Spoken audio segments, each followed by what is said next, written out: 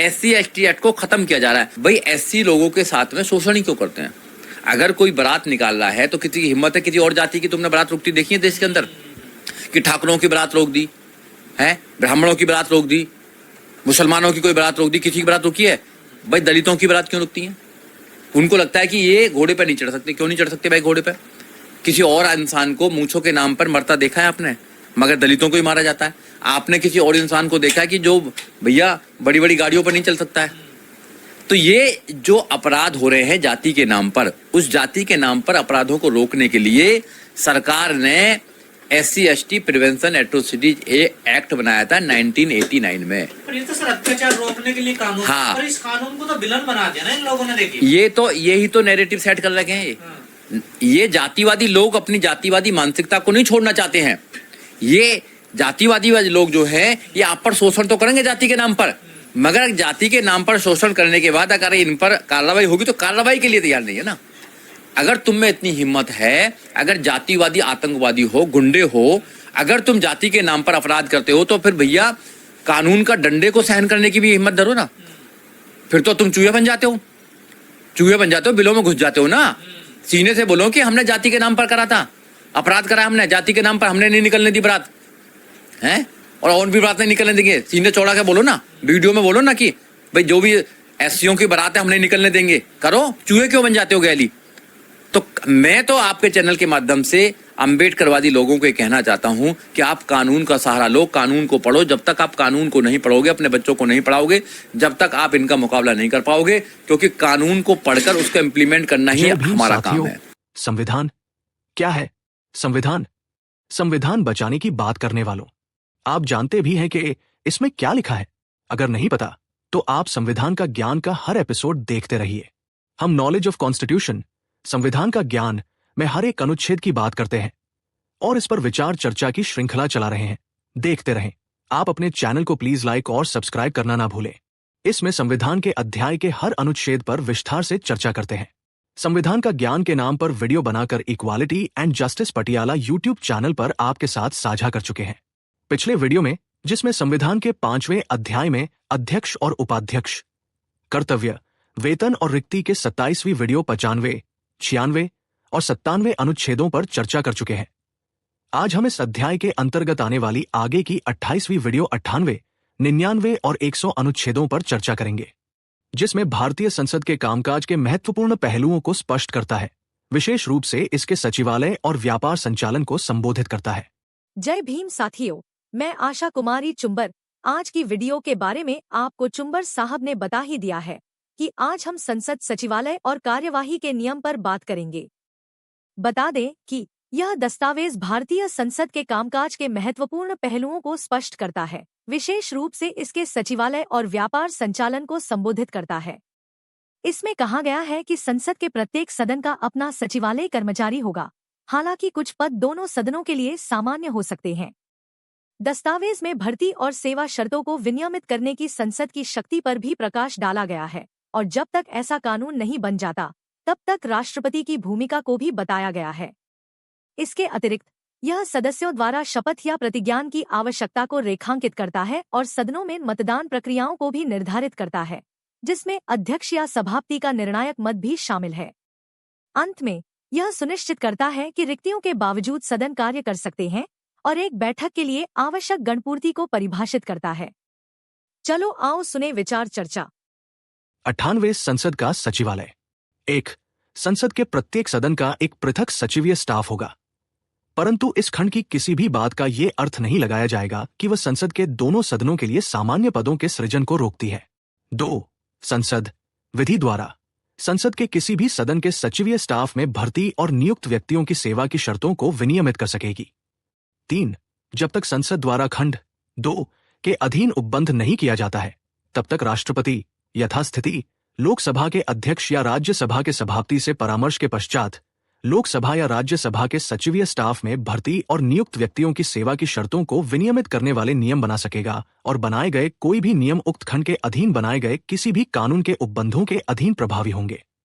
कार्य संचालन। 99 सदस्यों द्वारा शपथ या प्रतिज्ञान। संसद के किसी भी सदन का प्रत्येक सदस्य अपना स्थान ग्रहण करने से पूर्व राष्ट्रपति या उसके द्वारा इस निमित्त नियुक्त किसी व्यक्ति के समक्ष तृतीय अनुसूची में इस प्रयोजन के लिए निर्धारित प्रपत्र के अनुसार शपथ लेगा या प्रतिज्ञान करेगा और उस पर अपने हस्ताक्षर करेगा। 100 सदनों में मतदान, रिक्तियों के होते हुए भी सदनों की कार्य करने की शक्ति और गणपूर्ति। 1. इस संविधान में अन्यथा उपबंधित के सिवाय किसी भी सदन की किसी बैठक या सदनों की संयुक्त बैठक में सभी प्रश्नों का निर्धारण अध्यक्ष या सभापति या अध्यक्ष के रूप में कार्य करने वाले व्यक्ति को छोड़कर उपस्थित और मतदान करने वाले सदस्यों के बहुमत द्वारा किया जाएगा। सभापति या अध्यक्ष या इस रूप में कार्य करने वाला व्यक्ति प्रथमतः मतदान नहीं करेगा, किंतु मतों की बराबरी की स्थिति में उसे निर्णायक मत प्राप्त होगा और वह उसका प्रयोग करेगा। 2. संसद के किसी भी सदन को उसकी सदस्यता में किसी रिक्ति के होते हुए भी कार्य करने की शक्ति होगी और संसद की कोई भी कार्यवाही तब भी वैध होगी जब बाद में यह पता चले कि कोई व्यक्ति जो ऐसा करने का हकदार नहीं था, कार्यवाही में बैठा था, मतदान किया था या अन्यथा भाग लिया था। 3. जब तक संसद विधि द्वारा अन्यथा उपबंध न करे, संसद के किसी भी सदन की बैठक के लिए गणपूर्ति सदन के सदस्यों की कुल संख्या का 10वां भाग होगी। 4. यदि किसी सदन की बैठक के दौरान किसी भी समय गणपूर्ति नहीं होती है तो सभापति या अध्यक्ष या उस रूप में कार्य करने वाले व्यक्ति का यह कर्तव्य होगा कि वह सदन को स्थगित कर दे या बैठक को गणपूर्ति होने तक निलंबित कर दे। नमस्कार। आज हम भारतीय संसद की मशीनरी के कुछ बेहद अहम पुर्जों पर गौर करने वाले हैं। हमारे पास संसद का सचिवालय और कार्यप्रणाली दस्तावेज के कुछ हिस्से हैं जिनमें संविधान के अनुच्छेद 98, 99 और 100 की बातें शामिल हैं। हमारा इरादा है इन नियमों की तह तक जाना, कैसे लोकसभा और राज्यसभा का रोजमर्रा का काम चलता है, पर्दे के पीछे कौन सी व्यवस्थाएं इसे मुमकिन बनाती हैं, सदस्यों के लिए क्या जिम्मेदारियां हैं और सबसे जरूरी सदन के फैसले कैसे लिए जाते हैं। तो चलिए इन प्रावधानों के गहरे मतलब समझने की कोशिश करते हैं। बिल्कुल। और ये अनुच्छेद महज नियम नहीं है, आप देखें तो ये उस नींव के पत्थर हैं जिन पर हमारी पूरी संसदीय कार्यवाही टिकी हुई है। अनुच्छेद 98 सचिवालय की बात करता है, 99 सदस्यों की शपथ की और 100 वोटिंग और सदन की कार्यवाही से जुड़े कुछ अहम पहलुओं की। तो इनकी बारीकियों में उतरना दिलचस्प होगा, ये देखने के लिए कि कैसे ये संसद के व्यवस्थित और असरदार कामकाज को यकीनी बनाते हैं। तो शुरुआत करते हैं अनुच्छेद 98 से। ये संसद के सचिवालय के बारे में। इसमें पहली नज़र में जो बात ध्यान खींचती है वो ये कि संसद के दोनों सदनों, लोकसभा और राज्यसभा का अपना अलग सेक्रेटेरियल स्टाफ यानी सचिवीय कर्मचारी वर्ग होगा। ये अलग अलग क्यों? हाँ, ये अलग अलग होना बहुत महत्वपूर्ण है। ये बेसिकली दोनों सदनों की स्वायत्ता या कहें उनकी आज़ादी को सुनिश्चित करता है। अब सोचिए, अगर एक ही एडमिनिस्ट्रेटिव ढांचा दोनों को कंट्रोल करता तो शायद एक सदन दूसरे पर हावी हो सकता था, या कम से कम ऐसी एक आशंका बनी रहती। अपना स्टाफ होने से वे अपने प्रशासनिक काम अपनी ज़रूरत के हिसाब से बिना किसी बाहरी दबाव के कर सकते हैं। ये एक तरह से सदन की स्वतंत्रता की गारंटी है। लेकिन इसी अनुच्छेद में ये भी लिखा है कि दोनों सदनों के लिए कॉमन यानी मुश्तरका पद भी बनाए जा सकते हैं। तो क्या ये थोड़ा सा स्वायत्ता वाले सिद्धांत के खिलाफ नहीं जाता? नहीं, इसे आप ऐसे देखिए कि ये एक लचीलेपन का प्रावधान है, फ्लेक्सिबिलिटी देता है। हो सकता है कुछ काम ऐसे हों जिन्हें मिलाकर करने से ज़्यादा कुशलता आए, ज़्यादा एफिशिएंसी हो। जैसे मान लीजिए लाइब्रेरी सेवाएं हैं या रिसर्च विंग का कोई हिस्सा है, तो कानून ऐसे मुश्तरका पद बनाने की इजाज़त देता है। लेकिन जो मूल सिद्धांत है वो यही है कि दोनों सदनों का अपना मुख्य प्रशासनिक ढांचा अलग होगा। ये मुश्तरका पद अपवाद है, एक तरह से नियम नहीं। ये संतुलन साधने की कोशिश है स्वायत्ता और जरूरत पड़ने पर तालमेल के बीच। समझ गया। अच्छा, अब सवाल ये उठता है कि इन कर्मचारियों की भर्ती कैसे होगी? उनकी नौकरी की शर्तें क्या होंगी? क्या ये सरकार तय करती है? नहीं, यहीं पर संसदीय स्वायत्ता फिर से सामने आती है। अनुच्छेद 58(2) साफ कहता है कि संसद कानून बनाकर भर्ती और सेवा शर्तों को विनियमित यानी रेगुलेट कर सकती है। अंतिम अधिकार संसद के पास ही है, वो अपने कर्मचारियों के लिए खुद नियम बना सकती है। और मान लीजिए अगर संसद ने ऐसा कोई कानून नहीं बनाया हो, तब क्या काम रुका रहेगा? नहीं, उसके लिए भी संविधान में व्यवस्था है। अनुच्छेद 98(3) एक अंतरिम एक टेम्पररी इंतजाम बताता है। जब तक संसद कानून नहीं बनाती तब तक राष्ट्रपति लोकसभा के मामले में स्पीकर से और राज्यसभा के मामले में सभापति से सलाह मशवरा करने के बाद नियम बना सकते हैं। ये नियम तब तक लागू रहेंगे जब तक संसद अपना कानून नहीं बना लेती। तो ये राष्ट्रपति द्वारा बनाए गए नियम एक तरह से स्टैंड बाय व्यवस्थाएं? बिल्कुल। और ये भी साफ है कि राष्ट्रपति के बनाए नियम संसद के बनाए कानून के अधीन होंगे। यानी अगर बाद में संसद कानून बनाती है तो राष्ट्रपति के नियम उस हद तक बदल जाएंगे जहां तक वो संसदीय कानून से मेल नहीं खाते। इससे ये पक्का होता है कि आखिरी शक्ति जनता के चुने हुए प्रतिनिधियों यानी संसद के पास ही रहे। ये दिखाता है कि कैसे संविधान ने संसद की प्रशासनिक स्वतंत्रता को सुरक्षित रखने की कितनी कोशिश की है। ये तो हुई सचिवालय की बात, एक स्वतंत्र प्रशासनिक ढांचा जो संसद के कामकाज को सुचारू रूप से चलाने में मदद करता है। अब अनुच्छेद 99 पर आते हैं। ये हर सदस्य से जुड़ा एक जरूरी कदम लगता है, शपथ या प्रतिज्ञान, ओथ या एफर्मेशन। हाँ, अनुच्छेद 99 कहता है कि संसद के हर सदस्य को अपना स्थान ग्रहण करने से पहले राष्ट्रपति या उनके द्वारा इस काम के लिए नियुक्त व्यक्ति के सामने शपथ लेनी होगी या प्रतिज्ञान करना होगा। और जैसा आपने कहा, ये महज एक रस्म अदायगी नहीं है। It's not just a ceremony. इसका क्या मतलब है कि ये सिर्फ रस्म नहीं है, इसमें और क्या है? मतलब ये कि ये सदस्य बनने की एक अनिवार्य शर्त है, कंपल्सरी है। बिना शपथ लिए कोई सदस्य सदन की बैठक में हिस्सा नहीं ले सकता, वोट नहीं दे सकता। ये शपथ आप देखें तो संविधान के प्रति निष्ठा की सार्वजनिक घोषणा है, एक पब्लिक डिक्लेरेशन। सदस्य वचन देते हैं कि वे भारत की संप्रभुता और अखंडता को बनाए रखेंगे और अपने कर्तव्यों का ईमानदारी से पालन करेंगे। ये एक गंभीर जिम्मेदारी का प्रतीक है। और क्या सभी सदस्य एक ही तरह की शपथ लेते हैं? मतलब कुछ फर्क होता है या सबका फॉर्मेट सेम है? हाँ, इसका प्रारूप यानी फॉर्मेट संविधान की 3री अनुसूची 3rd शेड्यूल में दिया गया है। सभी को उसी तय फॉर्मेट में शपथ या प्रतिज्ञान करना होता है। जो लोग ईश्वर में आस्था रखते हैं वे शपथ लेते हैं और जो नहीं रखते वे सत्यनिष्ठा से प्रतिज्ञान करते हैं, मतलब अफर्म करते हैं। ये मानकीकरण, ये स्टैंडर्डाइजेशन सुनिश्चित करता है कि पद की गरिमा और संविधान के प्रति प्रतिबद्धता एक समान रहे। ठीक है, तो शपथ लेना सदस्य के तौर पर काम शुरू करने का पहला और अनिवार्य कदम है। अब आते हैं अनुच्छेद 100 पर। यह सदन की बैठकों, वोटिंग और कोरम यानी गणपूर्ति जैसी चीजों से जुड़ा है। इसमें कई दिलचस्प पहलू हैं। पहला ही क्लॉज वोटिंग के बारे में है। हाँ, अनुच्छेद 101 ये स्थापित करता है कि सदन में या दोनों सदनों की संयुक्त बैठक, जॉइंट सिटिंग में भी सारे फैसले कैसे लिए जाएंगे। आमतौर पर सभी सवालों का फैसला बैठक में मौजूद और वोट देने वाले सदस्यों के बहुमत से होगा, यानी सिंपल मेजॉरिटी। लेकिन इसमें एक पैच है, अध्यक्ष या सभापति या उनकी जगह जो भी काम कर रहा हो वो वोट नहीं देंगे। पहली बार में नहीं देंगे। सामान्य वोटिंग प्रक्रिया में अध्यक्ष या लोकसभा में स्पीकर या सभापति, राज्यसभा में चेयरमैन तटस्थ रहते हैं, न्यूट्रल। वे वोट डालकर किसी एक पक्ष का साथ नहीं देते। ये उनकी निष्पक्ष भूमिका के लिए जरूरी भी है। तो फिर उनका वोट कब काम आता है? क्या वे कभी वोट देते ही नहीं? देते हैं, लेकिन एक खास स्थिति में। अनुच्छेद 101 में ही आगे लिखा है, अगर किसी प्रस्ताव पर वोट बराबर हो जाएं, यानी जितने वोट पक्ष में पड़े उतने ही विपक्ष में, तब एक गतिरोध, एक डेडलॉक पैदा हो जाता है। ऐसी टाई की स्थिति में अध्यक्ष या सभापति को अपना निर्णायक मत यानी कास्टिंग वोट देना होता है। यह उनका अधिकार भी है और एक तरह से कर्तव्य भी। ये तो बहुत बड़ी शक्ति हुई। उनका एक वोट नतीजा तय कर सकता है।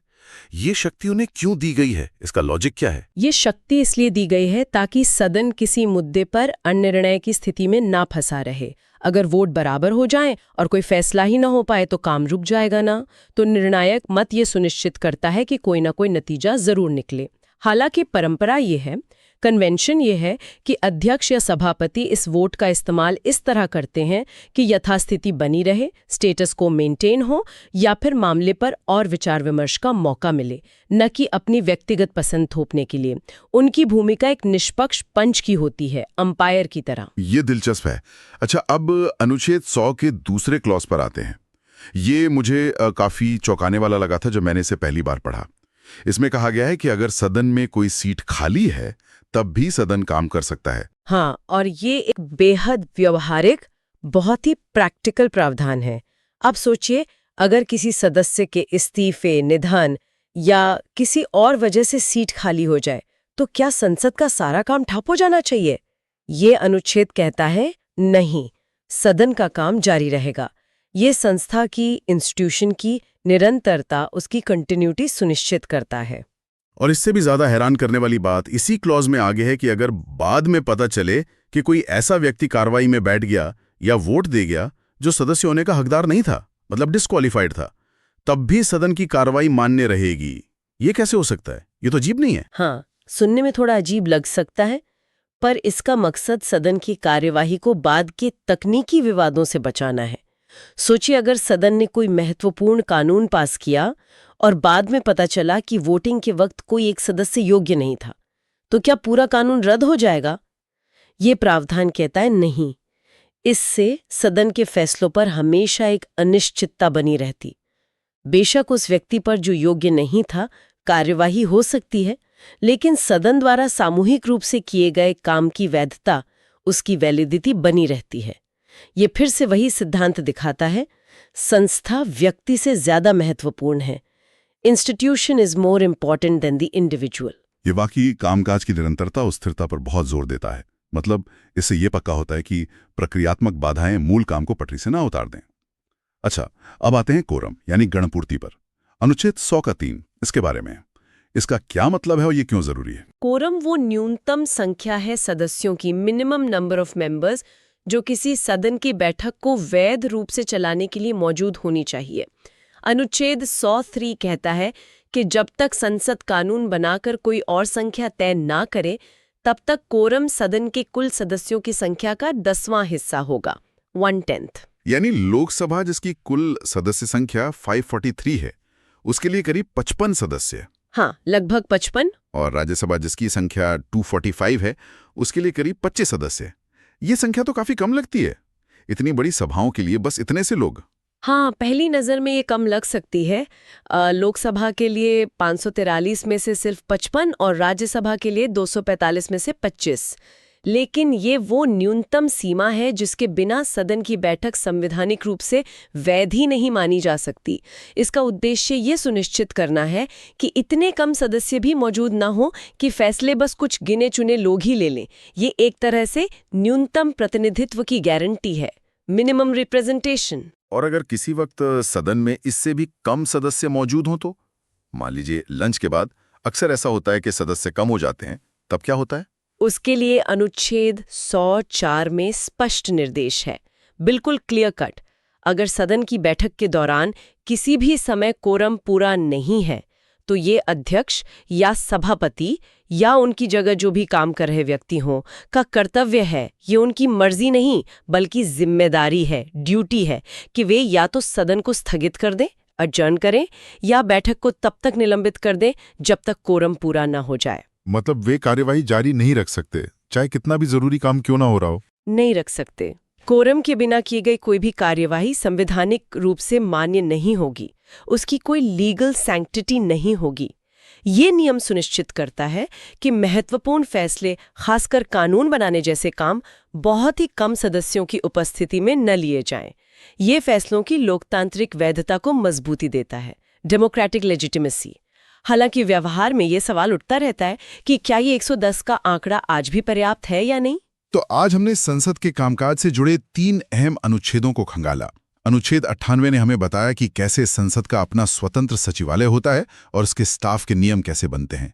अनुच्छेद 99 ने सदस्यों की शपथ की अनिवार्यता और उसके महत्व को समझाया, और अनुच्छेद 100 ने हमें वोटिंग के तरीके, टाई होने पर निर्णायक मत की खास भूमिका, सदन की कार्रवाई की निरंतरता और कोरम की जरूरत के बारे में बताया।